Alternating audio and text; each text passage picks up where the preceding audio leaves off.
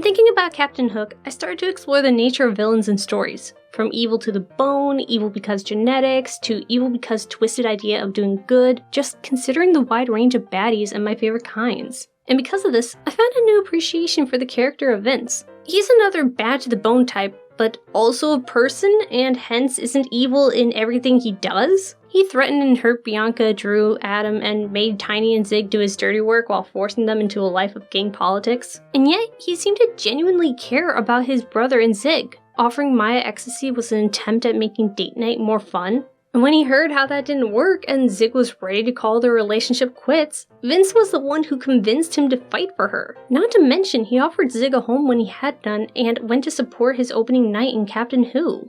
But the best part is that none of this goodness makes him look soft of heart. We can still see him as evil needing to be vanquished. When he's arrested, we feel more sorry for Tiny for losing the only close family he had than for Vince himself. Even if the memories of Season 11 fade, he's still very much shown to be dangerous and all too deserving of punishment for his deeds, especially because we know he won't stop on his own.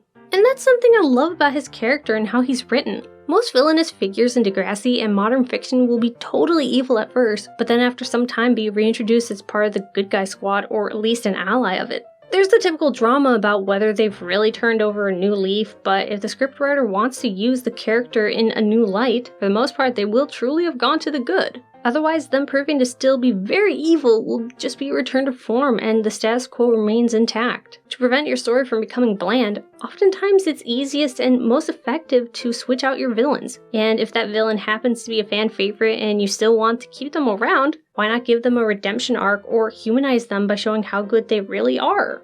But Vince doesn't get that. Degrassi brings him back again as a big bad to defeat while also showing his human side.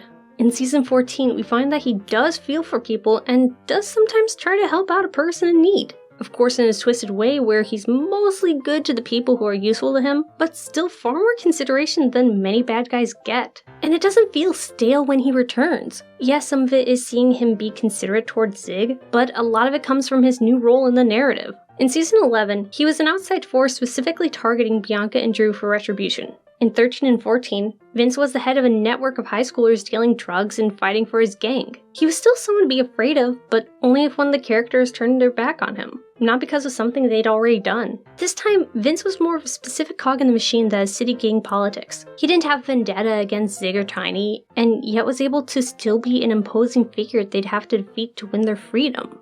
It's kind of like what they did with Rick in Season 3 and 4. When Rick returned to Degrassi, we got to learn about the man behind the abuser and experience his highs and lows as we would with any other character. But in the end, he was still twisted and not redeemed. The difference became that we also felt for Rick as he shot Jimmy and tried to hurt many more. Yes, Rick's case ended up more tragic. Vince really had the arrest coming, but it still follows the same format.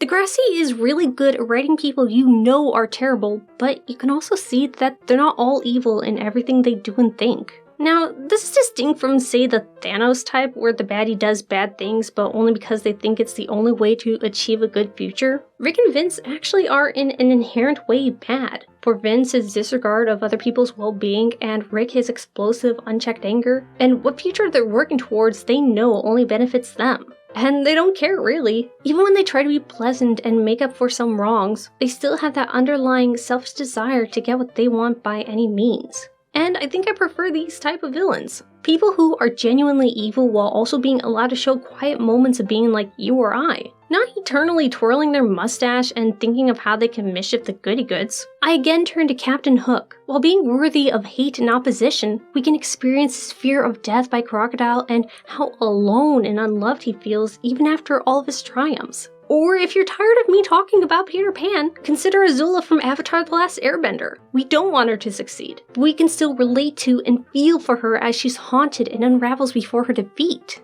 Frankly, I find this way of writing evildoers far more humanizing than having them turn good, having a tragic backstory, or being misguided in trying to improve the world. Of course, this is never to say that I want all baddies to be written this way. There's a time and narrative for every kind of villain. It all depends on the story being told and which one best puts across what the author wants to say with them. But in a world where seemingly the only way to get a non-evil for evil's sake character is to give them a sad backstory or redemption arc, I'd like to see more of the kind that I've been talking about this whole video in fiction. As Degrassi has shown, a well-written villain of this nature can be fairly flexible, compelling, and status quo altering while not being a rinse and repeat of their last appearance or becoming something they already weren't.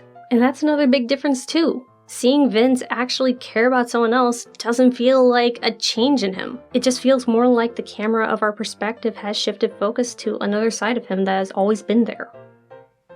Yes, I'm back, and if you want to actually follow the things that I put out after my return, check out this Discord invite link that will have a content stream of the things that I and my friends create, and you can also talk to me in my NotAVampyre channel. Or as always, you can find me on Twitter at NotAVampyre. Thank you very much for consuming this video, and until next time.